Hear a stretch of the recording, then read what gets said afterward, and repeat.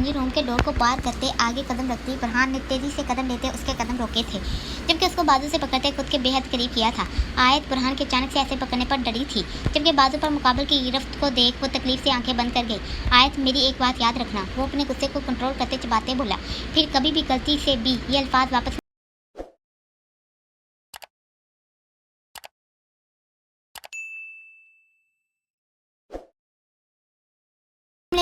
तो जी आज हम नवल की एपिसोड पढ़ेंगे 40 नफरत से भरी इश्क की इंतहा बाय मदिहा शाह। आयत बेटा, किसी भी चीज़ की ज़रूरत हो तो मुझे कहना। माशाल्लाह, अल्लाह बुरी नज़र से बचाए। अस्मा बेगम मोहब्बत से आयत को देखती फट से माथे पर बोसा देती बोली। हमीदा बेगम ने मुस्कुराते आयत को देखा था। आयत, तुम्हें पता है बेटा, कुछ महीनों पहले बुरहान ने मुझे बोला था कि वो अपने लिए किसी लड़की को पसंद कर चुका है। वो कभी भी किसी भी हाल में मीन से शादी नहीं करेगा। जैसे ही अस्मा बेगम प्यार करते वहाँ से गई, हमीदा बेगम खुशी से आयत को देखते करीब बैठते बोलना शुरू हुई। मुझे बुरहान की बातें सुन बहुत खौफ आया, क्योंकि मैं जानती हूँ कि शाहों के लिए इनकी मंग क्या अहमियत रखती है, मगर इसकी मोहब्बत इतनी सच्ची पाक थी कि ऊपर वाले ने सबके दिल नरम कर दिए। बुरहान से मैंने तब पूछा भी कि वो लड़की कौन है जिसके लिए मेरे बेटे का दिल धड़का। इसने तब बताने से साफ इनकार कर दिया, इतना कहा कि मेरे करीब ही मौजूद है। मैंने ख्वाब में भी नहीं सोचा था कि मेरा जिद्दी बेटा हमारी फौज की आयत पर फिदा हो बैठेगा, लेकिन जैसे भी वो प्यार से भरे अंदाज में बोलते आयत के हाथों को अपने हाथों में दबा गए। मैं बहुत खुश हूँ कि मेरी बहन की हाफजा बेटी मेरे बेटे की ज़िंदगी में आई। मेरी दुआ है कि अल्लाह पाक हमेशा तुम दोनों को खुश रखे। वो मोहब्बत से बोलती उसके सर पर बोसा देती बेड से उठते खड़ी हुई। चलो बेटा, तुम आराम करो, बुरहान अभी आता होगा। वो मोहब्बत से बोलती वहाँ से गई। आज हर रिश्ता पल में बदल गया। वो दिल में सोचते अपनी काली पलकों की बार उठाते गौर से रूम का जायजा लेने लगी। वो धीरे से अपने लहंगों को संभालते बेड से उठते नीचे खड़ी हुई थी। पूरा रूम गुलाब की महकते महकते अपना शहर छोड़ रहा था। आयत बेड को देखते अपना लहंगा उठाते वॉशरूम की तरफ गई थी। चंद सेकंड में ही वो अपना लहंगा उतारते टॉवल के साथ मुंह साफ करते टाइम को देखते जाए नमाज को टेबल से उठाते नमाज पढ़ने के लिए खड़ी हुई। वो सारे दिन के फंक्शन की वजह से थक गई थी, लेकिन फिर भी अपना फ़र्ज अदा करना नहीं भूली थी। और नमाज से फारिग होते ही बेड को फूलों से भरे देख परेशान हुई थी। वो जाए नमाज को रखते पूल के चमकते पानी को देखते अपना अक्स देखते सूपे की तरफ गई। वो सोच चुकी थी इसको क्या करना था। वो सूपे पर अपना कंबल और तकिया रखते सामने अपने पड़े बैग को देखते फिर से सोच में पड़ी। जैसे भी करते मुझे आयत को अपनी मोहब्बत का यकीन दिलाना होगा, इसको अपनी मोहब्बत का एहसास दिलाना होगा। बुरहान रूम की तरफ चलते दिल में सोच चुका था। वो जानता था जैसे भी हो आयत खुश नहीं थी इस शादी से। अस्सलाम वालेकुम। अभी वो रूम में दाखिल हुआ था कि आयत को देख मुकाबिल के चेहरे पर छाई खुशी चुटकी में हवा हुई थी। वालेकुम सलाम। आयत ने सरसी सा इसको देखते बैग को बंद किया था। वो नीचे से ऊपर तक गौर से आयत को देखने लगा था। वो सादा सी कमीज सूट में सर पर हिजाब की तरह दुपट्टा लिए मुकाबिल को हैरान कर गई थी। वो उसको दुल्हन के रूम में जी भर कर देखना चाहता था, लेकिन आयत ऐसे इसको सजा देगी वो एक पल भी बुरहान ने नहीं सोचा था। बहुत खूबसूरत लग रही हो। अभी वो पुल के करीब से आगे को जाती बुरहान इसको मोहब्बत से देखते हल्के से मुस्कुरा गया था। आयत ने उसके अल्फाज सुन अपनी काली स्याह आंखों को बुरहान की नीली आंखों में डाल गई। दोनों की नजरें मिली थी। बुरहान को आयत ऐसे देखना बहुत अच्छा लगा था। जैसे ही आयत ने मुकाबले के चेहरे पर मुस्कुराहट देखी, नजरों का जाविया बदल गई। दोनों का अक्स पूल के चमकते पानी में साफ वाजिया हो रहा था। वो समझ गया था कि अभी नाराज़गी वैसे ही बरकरार है। वो उसकी बात को वैसे ही इग्नोर करते उसके ऐसे देखने से पजल होते घबराते अनजाने में तेज़ी से गुजरने के चक्कर में पुल के अंदर गिरी थी। इससे पहले बुरहान इसको थामता, वो भी आयत के चक्कर में पानी की जीनत बना। पानी को देखते घबराई थी, जबकि उसका दुपट्टा भी सर से नीचे को सिल्का था। आयत रिलैक्स। इससे पहले वो पानी में और डुबकियां लगाती बुरहान इसको कमर से पकड़ते अपने साय में ले चुका था। वो गीली पलकों को उठाते डरते बुरहान को देख उसके गले में अपने बाजू डालने कुछ सुकून में आई थी। बुरहान ने गौर से उसके भीगे चेहरे को देखा था, जहाँ से पानी की बूंदें शबनम की तरह चमक रही थी। खिड़की से पार चांद की रोशनी माहौल को चार चांद लगा रही थी। दोनों एक दूसरे के सामने आंखों में आंखें डाले खोए थे। अभी फरहान हैरान सा रूम की हालत को देख समझने की कोशिश कर रहा था। अचानक से रूम पर इतना गुस्सा उतार दिया कि वॉशरूम से हूर की चीख सुन वो तेज़ी से इस तरफ लपका। क्या हुआ? हा। मगर जैसे ही सामने वॉशरूम का मंजर देखा, मुकाबल की हंसी कहके की सूरत में गले से बाहर आई। हूर रूम की हालत को बिगाड़ते गुस्से से वॉशरूम में घुसी थी कि गुस्से से बात टपका शावर खोले वहीं उसके किनारे के आसपास टहलने लगी। फरहान शाह को अभी बताऊंगी कि मैं किसकी बेटी हूँ। कितना कुछ बोला था, मुझ जैसी लड़की इस खानदान की बहू नहीं बन सकती। वो गुस्से से फरहान की सब बोली बातों को दोहरा रही थी। वो गुस्से में भूल गई कि वो दुल्हन के रेड जोड़े में मलबूस और बात टब के पास मौजूद है। जैसे ही टब बढ़ा, पानी किनारों से बाहर आने को हुआ। वो पानी को अपने पैरों से लगते देख होश में आई थी। अभी वो खड़े से नीचे झुकते इसके नल को बंद करती एकदम से पानी में गिरी थी। बहुत हंसी छूट रही है। हूर ने खा जाने वाली नजरों से फरहान को घूरा था, जबकि वो उसके चेहरे पर गुस्से की नई लहर देख हंसी को कंट्रोल करते बार टब के करीब आते मोहब्बत से अपने हाथ बढ़ा गया। हूर ने गुस्से से घूरते उसके हाथों को देखते दिमाग से काम लेते हाथ थामा था। हूर अभी फरहान ने हाथ की मदद से उसको बार टब से बाहर खड़ा किया था कि हूर मौका दिए बिना ही उसको जोर से धक्का देते पानी के अंदर फेंक चुकी थी। सरहान शाह, अभी तो तुम्हारा बुरा वक्त शुरू हुआ है। बहुत हंसी आ रही थी ना मुझ पर। सरहान बार टब में लेटा हैरान सा उसकी जरूरत को देख रहा था कि उसकी बात सुन गौर से उसके भीगे बदन को देखने लगा। वो दुल्हन के लिबास में मलबूस भीगी सी लहंगे में सरहान का दिल धड़का गई थी। क्या कहा था कि मैं कभी इस घर की बहू नहीं बन सकती? देखो, वो अपनी तरफ उंगली से इशारा करते कमर पर हाथ रखे चुकी थी। वो शाह इस घर की बहू भी बन गई और तुम्हारी जिंदगी बर्बाद करने के लिए भी आ गई। वो गुस्से से बोलते दांतों को चबाते जैसे अपने गुस्से की हद बता रही थी। संभल कर रहना। अब के हूर ने अपनी तरफ की उंगली सरहान की तरफ करते वॉर्न किया था। अभी वो वापस जाने के लिए सोचती, सरहान होशियारी से काम लेते उसके उंगली किए वाले हाथ को मजबूती से पकड़ते उसको अपनी ओर खींचते बात टब का मजा दे गया। अब का सीन कुछ यूँ था कि हूर पूरी तरह फरहान के हिसार में कैद हो चुकी थी। वो दोनों बात टब में एक दूसरे के बेहद करीब हुए थे।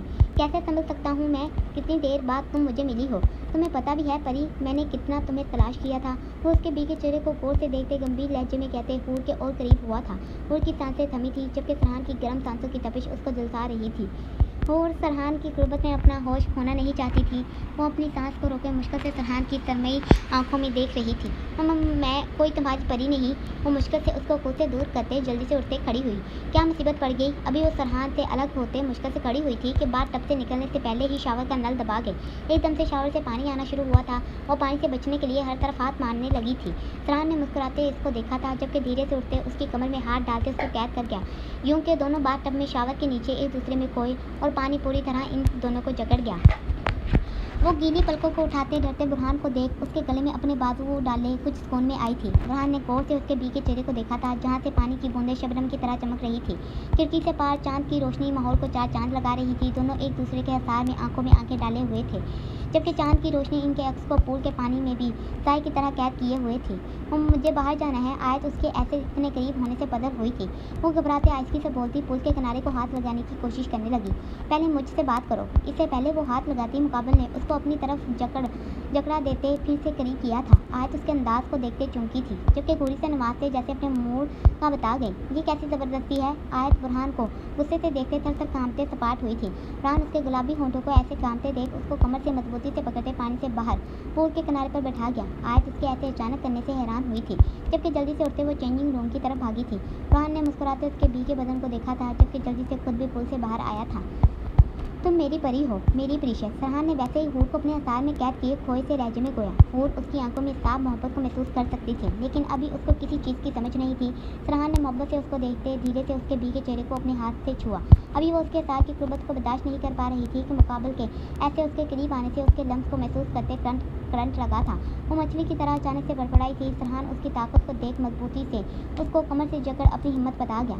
उन्हें खा जाने वाली नजरों से घूरा था। पहली बात, मैं न कोई तुम्हारी परी हूँ और ना ही प्रीशे। मैं सिर्फ हूर शाह हूँ, सिर्फ हूर शाह। वो सरहान की आंखों में आंखें डाले ऊंची आवाज़ में बोलते उसको हैरान कर गई। दूसरी बात, इससे पहले सरहान बोलने के लिए अपने लब खोलता हूर पाठ से बोलते एक बार फिर उसके आसार को तोड़ने की कोशिश करने लगी। अभी भी वो दोनों शावर के नीचे खड़े हुए थे। शावर चल रहा था और सरहान गौर से हूर के होंठों को देख रहा था। जब भी वो बोलती, कितना ही पानी चेहरे से होते उसके लबों को छूते उसके अंदर जज़ब होता। मैं यहाँ सिर्फ तुम्हारी ज़िंदगी को तंग करने आई हूँ। बहुत मान है इस खानदान। वो अपने गुस्से से भरी आज अपनी सारी भड़ाहट जैसे निकालना चाहती थी। अब मैं बताऊंगी तुम्हें। सरहान शाह वो चबाते अपने लबों को भींच गई। परी, जो भी सज़ा दोगी तुम्हारे सरहान को मंजूर होगी। वो हल्के से मुस्कुराते उसको एकदम झटका देते नीचे झुका था, यूं कि हूर ने गिनने से बचने के लिए मुकाबल के गले में अपने बाजू डाले थे, जबकि सरहान उसको अपनी बाहों में भरे नीचे उस पर झुका हुआ था। तुम्हें मेरी ज़िंदगी के साथ कुछ भी करने का हक है। वो धीरे से बोलते इसको वैसे ही झटका देते खड़ा हुआ था। लेकिन एक बात याद रखना, जैसे भी हो अब तुम हमेशा मेरे पास रहने वाली हो। ऊपर से मेरी बीवी भी बन गई हो। वो मायने के इस लहजे में बोलते उसको हैरानगी से देखने पर मजबूर कर गया। एक मशवरा है, लड़ाई के साथ शौहर से मोहब्बत कैसे करनी है ये तरीका भी मैं सिखा दूंगा। वो मोहब्बत से बोलते उसको वैसे ही जकड़े उसके माथे पर लब रखे अपना लम्स छोड़ उसको आज़ाद करते ही बात टब से निकला था।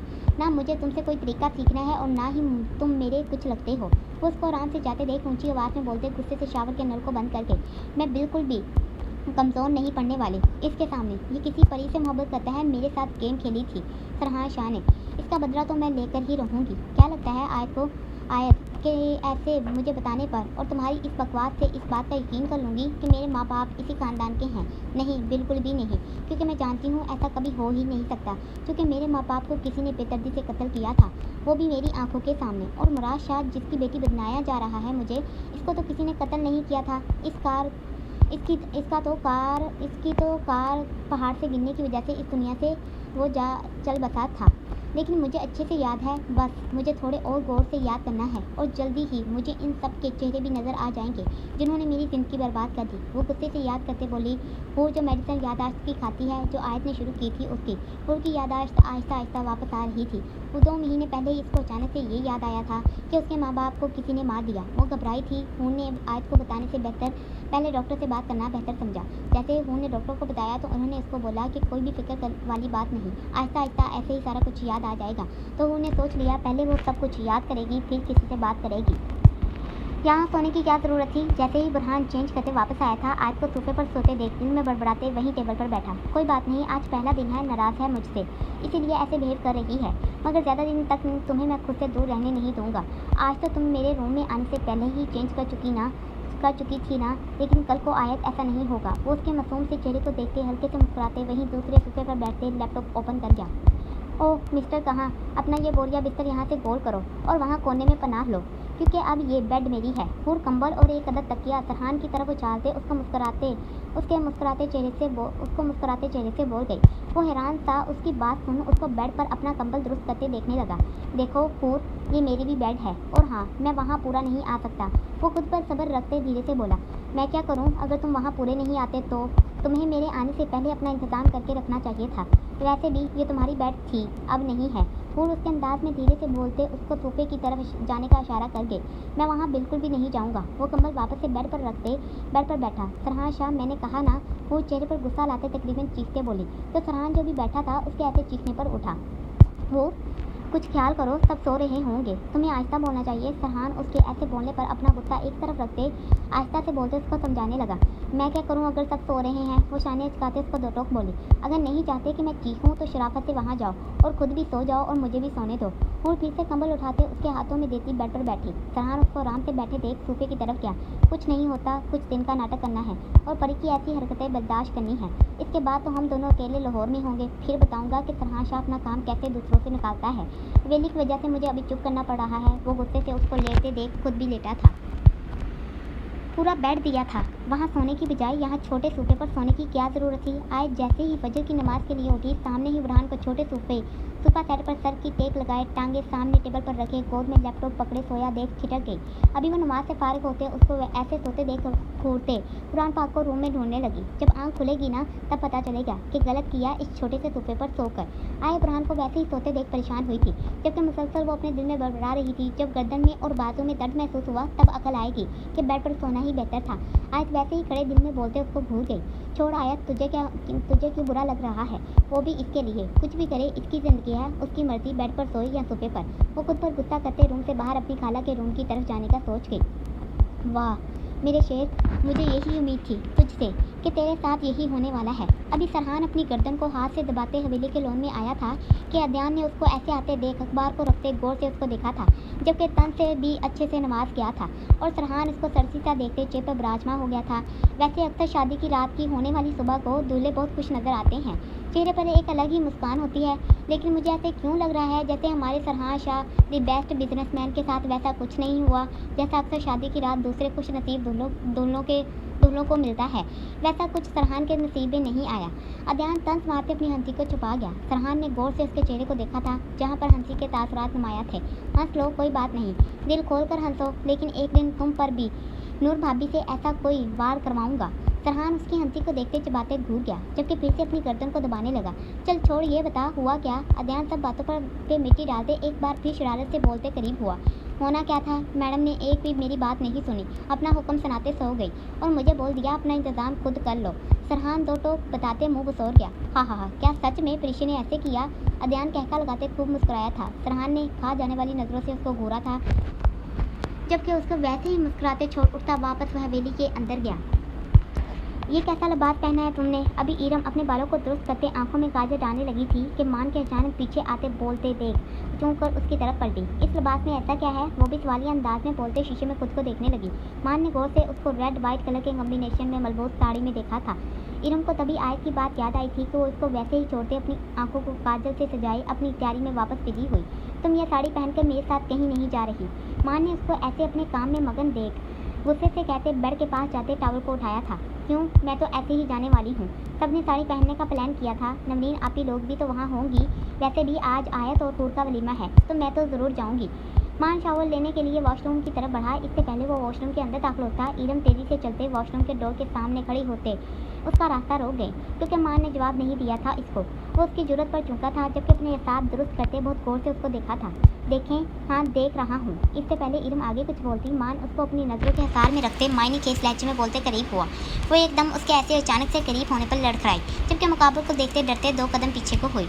जब से मान और इरम की शादी हुई थी दोनों के दरमियान सब कुछ खामोशी से धीरे से वक्त से चलता जा रहा था। मान अपनी शादी से फारिग हुआ तो ऑफिस के काम में बिजी हुआ क्योंकि अभी इसने नया बिजनेस जो स्टार्ट किया था अभी वो वैसे ही बिजी था कि अचानक से आयत की शादी की वजह से वो और बिजी हुआ क्योंकि बुरहान के बिजनेस में ही मान पार्टनर बनना था। नहीं आप जाओ आपको जल्दी होगी। वो घबराते तेज़ी से बोलते साइड से रास्ता नापने लगी। इतनी भी क्या जल्दी कि बंदा अपनी बीवी की बात ही ना सुन पाए? तुम बोलो मैं अच्छे से सुन रहा हूँ। अभी वो साइड से जाती मान उसके कमर में बाजू डाले उसको कैद कर गया।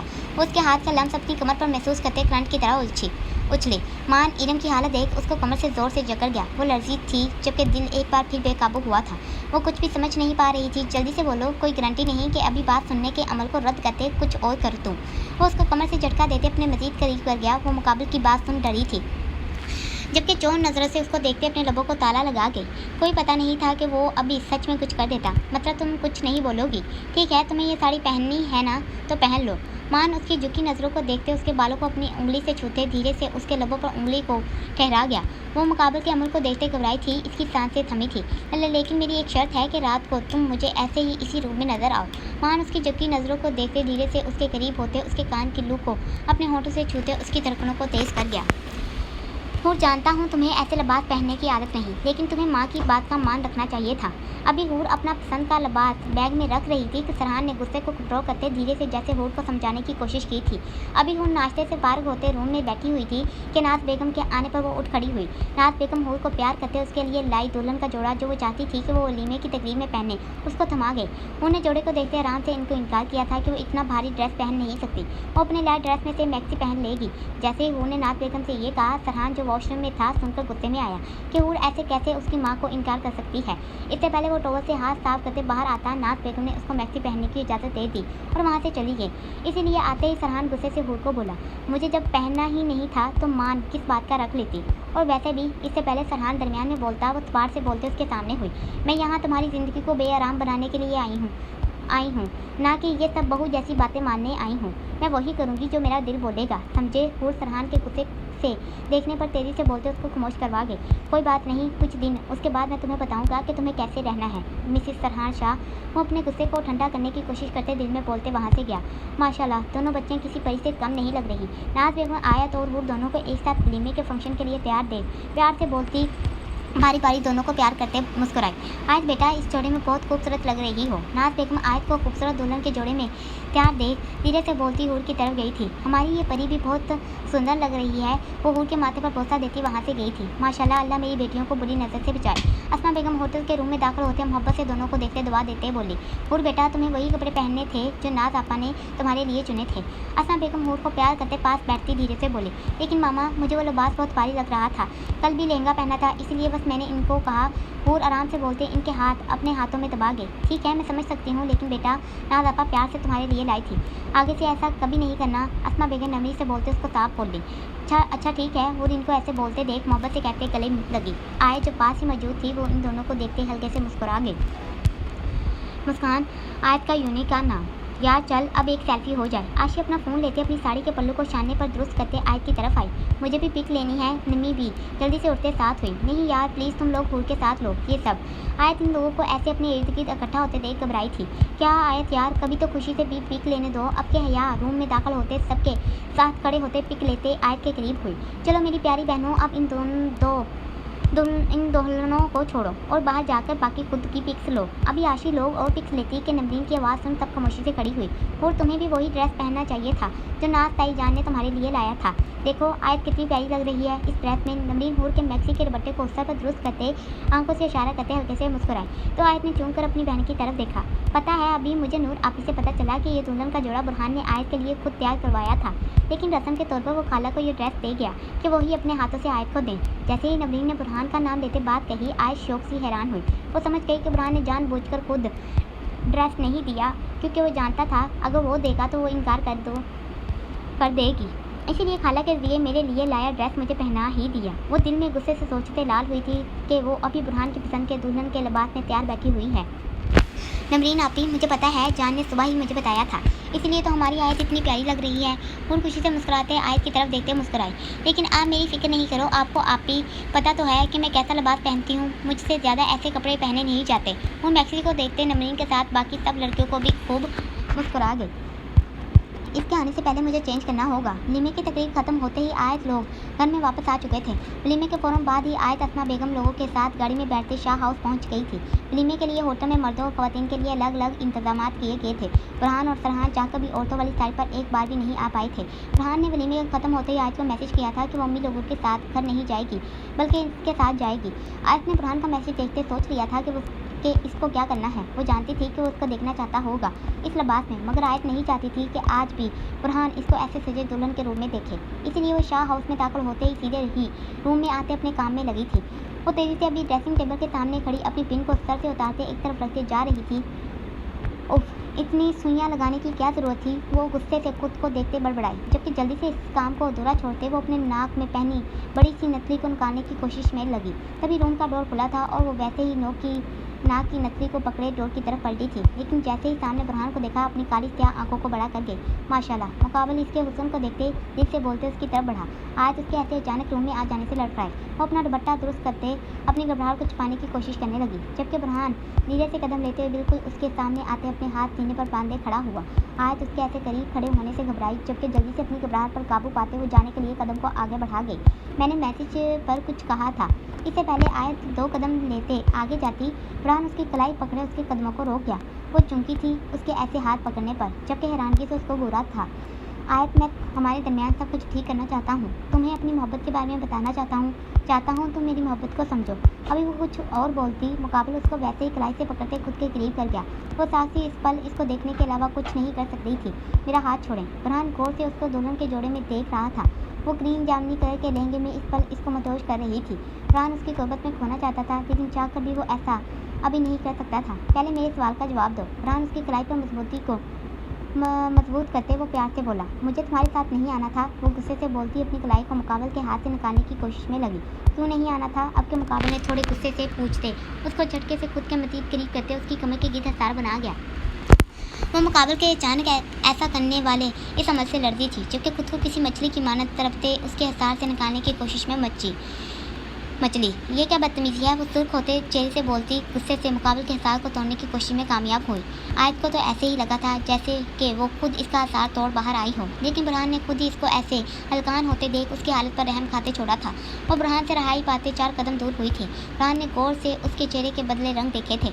आयत में कोई बदतमीजी नहीं कर रहा था। बुरहान उसको ऐसे खुद से दूर होते देख आहिस्ता से 2 कदम लेते उसके सामने आया था।